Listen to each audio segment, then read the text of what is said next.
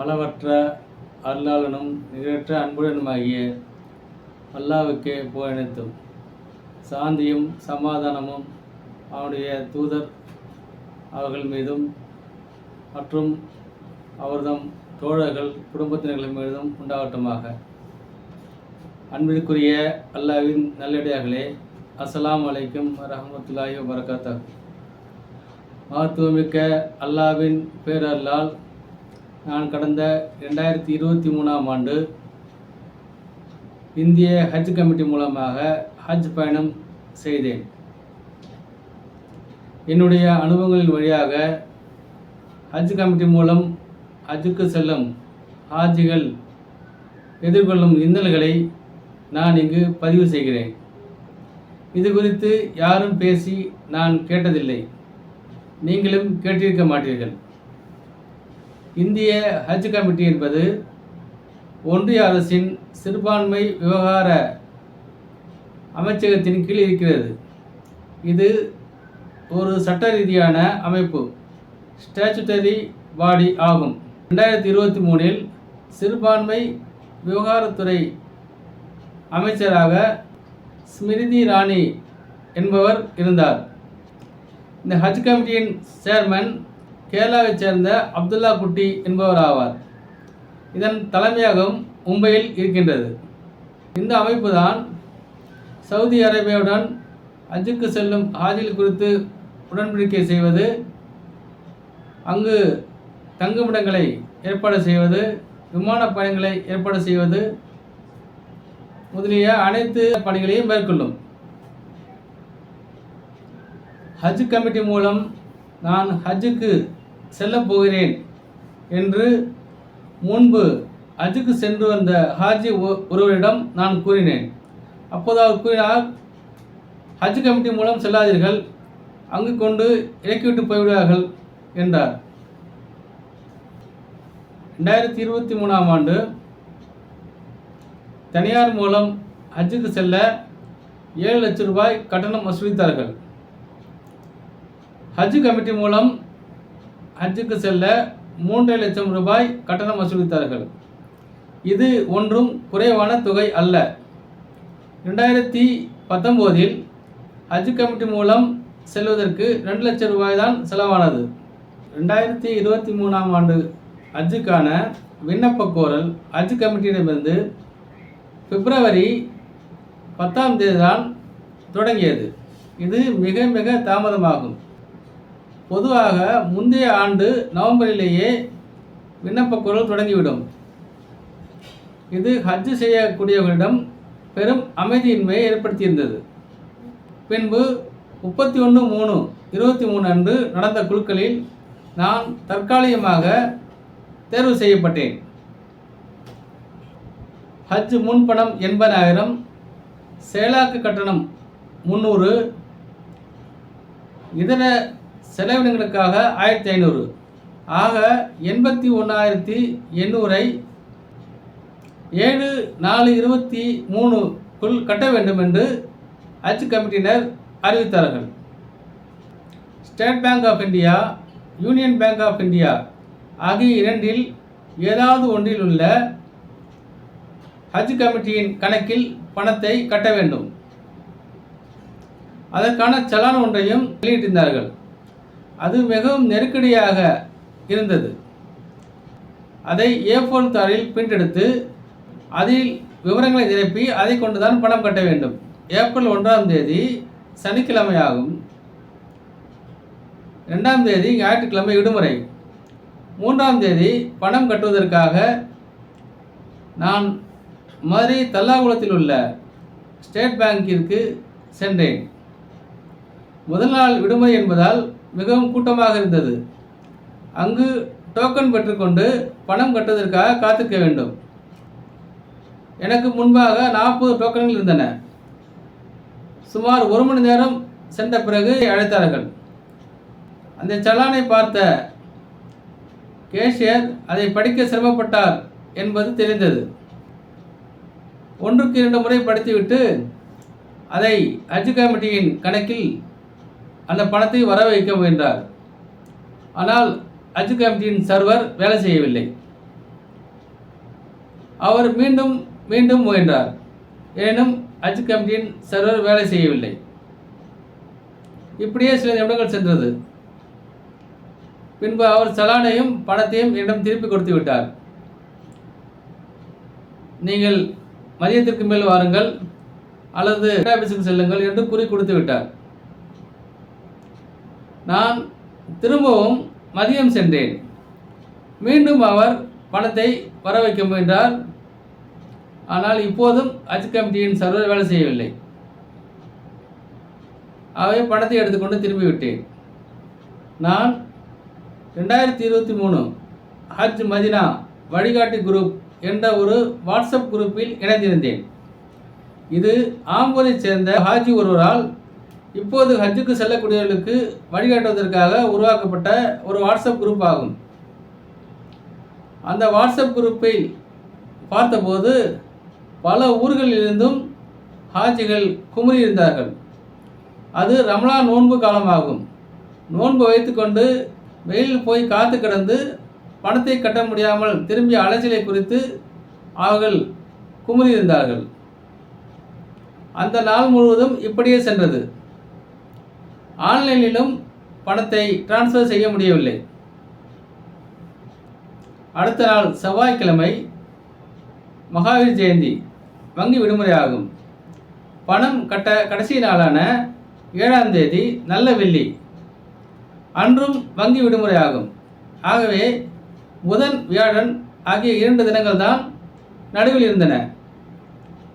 இது ஹஜ்ஜுக்கு செல்லக்கூடியவர்களை பெரும் சிரமத்திற்கு ஆளாக்கியது. அந்த ஆண்டு தமிழ்நாட்டிலிருந்து ஹஜ்ஜுக்கு சென்ற ஹாஜிகள் 4500 பேர் ஆவர். இந்தியா முழுவதிலும் இருந்து ஹஜ் கமிட்டி மூலம் ஹஜ்ஜுக்கு சென்றவர்கள் 1,40,000 பேர் ஆவர்.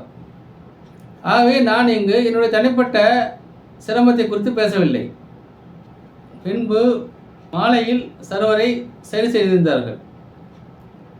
வங்கி நேரம் முடிந்து விட்டதால் ஆன்லைன் மூலம் பணத்தை டிரான்ஸ்ஃபர் செய்தேன்.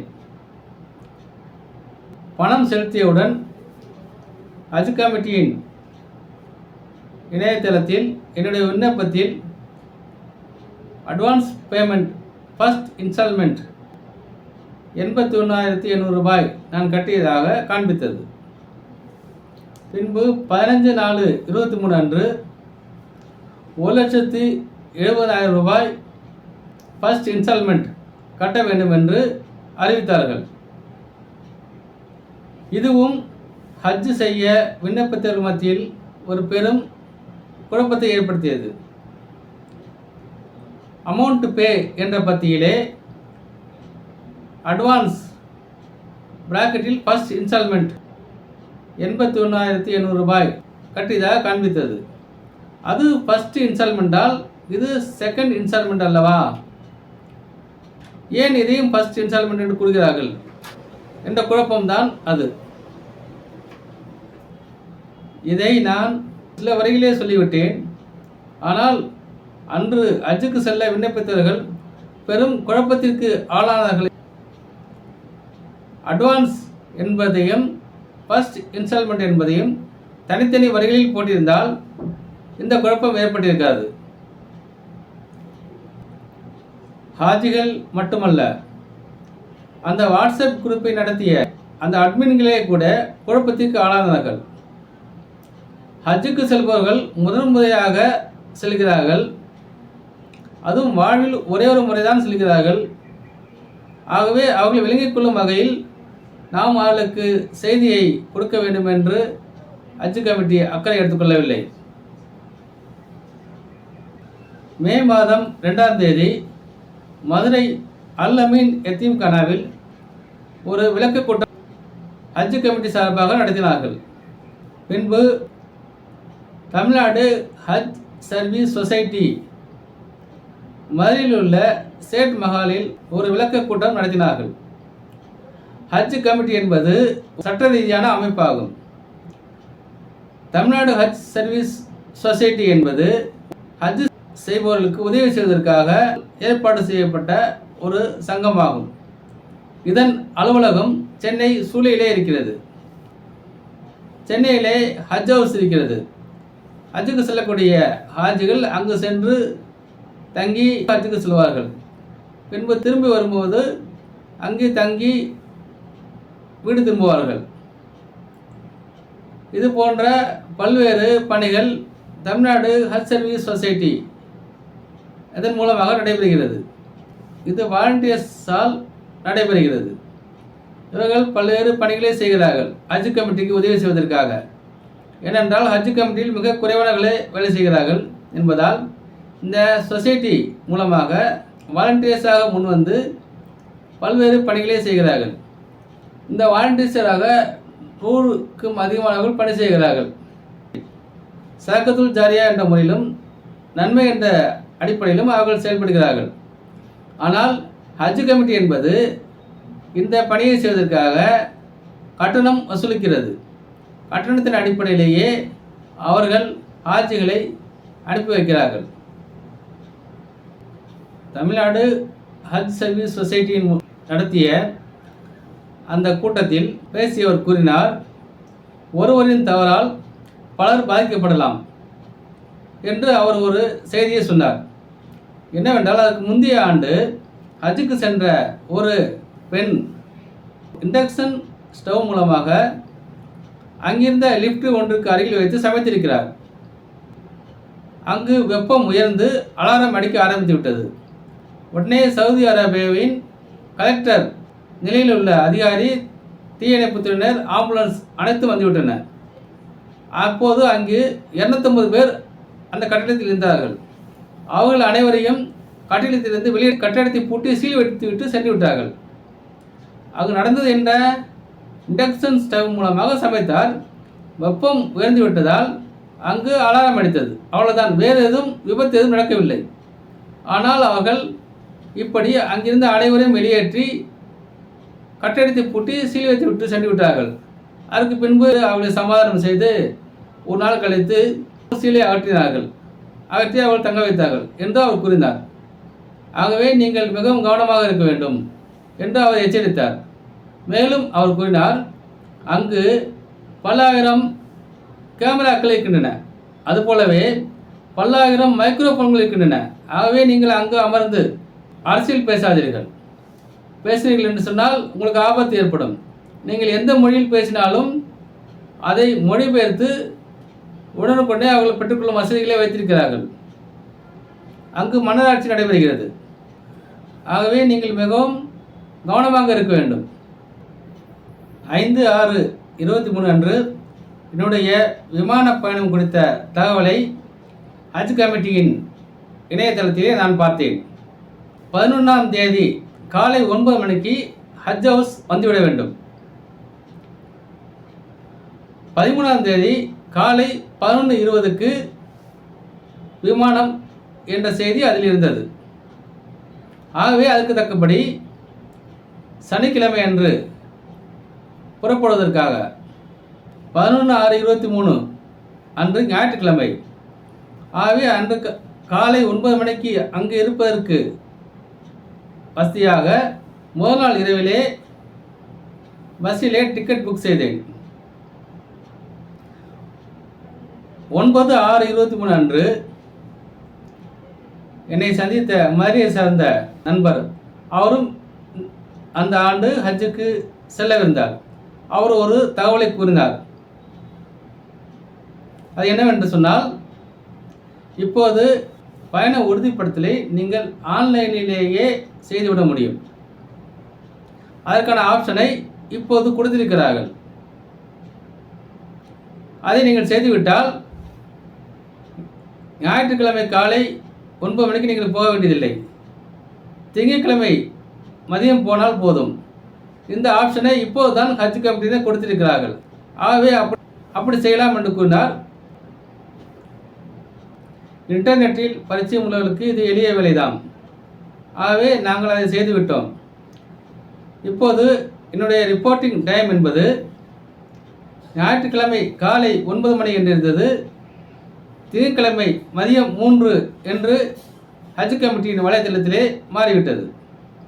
இது ஒரு வசதிதான் என்றாலும் மற்றொரு விதத்திலே இது சிரமத்தை ஏற்படுத்திவிட்டது. இதே ஒரு 4 நாட்களுக்கு முன்பு செய்திருந்தால் இது ஒரு வசதியாக இருந்திருக்கும். ஏனென்றால் பல்வேறு ஊர்களிலிருந்து சென்னைக்கு செல்வதற்காக ரயிலிலும் பஸ்ஸிலும் ஹஜ்ஜுக்கு செல்லக்கூடியவர்கள் டிக்கெட் ரிசர்வ் செய்திருந்தார்கள். அவை அனைத்தையும் மாற்றி அமைக்க வேண்டியிருந்தது. ஆகவே அவர்கள் சிரமப்பட்டார்கள் என்பதை அறிந்து கொள்ள முடிந்தது. இதற்கிடையில் ஹஜ் வாலண்டியர்களால் நடத்தப்பட்ட 11th ஃப்ளைட் என்ற வாட்ஸ்அப் குரூப்பில் என்னையும் இணைத்திருந்தார்கள். அதில் டிபியில் புகைப்படம் எதுவும் இல்லை. புனைப்பெயரில் செய்தி அனுப்பினார்கள். ஹஜ் கமிட்டியினர் கூறியபடியே திங்கட்கிழமை மதியம் 3 மணிக்கு சென்னையில் உள்ள ஹஜ் ஹவுஸுக்கு சென்றேன். அடுத்த நாள் ஃப்ளைட்டில் செல்லக்கூடியவர்கள் என்னையும் சேர்த்து 254 பேர். அங்கு நீண்ட வரிசையிலே காத்திருந்து என்னுடைய பாஸ்போர்ட், விசா போன்ற பிரயாண டாக்குமெண்ட்ஸுகளை பெற்றுக்கொண்டோம். ஹஜ் ஹவுஸில் உள்ள ஒரு அறையில் ஏற்கனவே இருந்த சிலருடன் தங்குவதற்கு எனக்கு இடம் கொடுத்தார்கள். இதில் ஹாஜிகளுக்கு ஏற்பட்ட பிரச்சனை என்னவென்று சொன்னால், சென்னை, செங்கல்பட்டு, வேலூர், ராணிப்பேட்டை மாவட்டங்களை சேர்ந்தவர்களுக்கு ஹஜ் ஹவுஸிலே தங்க இடம் தரப்பட மாட்டாது. அவர்கள் வந்து டாக்குமெண்ட்ஸ்களை பெற்றுக்கொண்டு திரும்பவும் தங்களுடைய வீடுகளுக்கு சென்றுவிட வேண்டும். விமானம் புறப்படுவதற்கு 4 மணி நேரத்துக்கு முன்பு விமான நிலையம் வந்துவிட வேண்டும் என்று அவர்கள் செய்தி அனுப்பினார்கள். இது புதிய விஷயமாகும். இதற்கு முன்பு ஹஜ் ஹவுஸ் வந்து தங்கி டாக்குமெண்ட்ஸ்களை பெற்றுக்கொண்டு அங்கிருந்து செல்வார்கள். இந்த பயண உறுதிப்படுத்தலை ஆன்லைனிலேயே செய்ய முடியும் என்ற விஷயம் புதியது. இது ஒரு வசதி தான். ஆனால் போதுமான அவகாசம் கொடுத்து பயனாளிகளுக்கு விளக்கம் சொல்ல வேண்டும். இல்லை என்றால் சிரமங்கள் ஏற்படும் என்பதை அவர்கள் கருத்தில் கொள்ளவில்லை. ஹஜ்ஜுக்கு செல்பவர்களுக்கு அங்கு செலவு செய்ய சவுதி ரியால் வேண்டும். அதை மதுரை ரயில்வே நிலையத்துக்கு எதிரில் உள்ள ஸ்டேட் பேங்க் ஆஃப் இந்தியாவின் தலைமையகத்திலே பெற்றுக்கொள்ள முடியும் என்று கூறினார்கள். ஆனால் அது ஒன்றும் எளிய காரியமாக இருக்கவில்லை. அங்கு சென்றவர்கள் பல மணி நேரம் காத்து கிடந்தார்கள். பல்வேறு கேள்விகளை கேட்டார்கள். ஆகவே அதற்கு காலை 10 மணிக்கு போய் மதியம் 3 மணி அவர்கள் திரும்பி வரும்போது அவ்வளோ நேரம் ஆகியது. அதாவது இந்திய ரூபாயை பெற்றுக்கொண்டு பாஸ்போர்ட் நம்பரை, ஆதார் நம்பரை குறித்து கொண்டு சவுதி ரியாலை கொடுக்க வேண்டும். இதற்கு இவ்வளவு தாமதப்படுத்தினார்கள். இதன் மூலமாகவும் ஹாஜிகள் சிரமப்பட்டார்கள். சரி, இதுவெல்லாம் இங்கு சந்தித்த பிரச்சனைகள். இந்த பிரச்சனைகளை நாம் மேனேஜ் செய்துவிட முடியும்.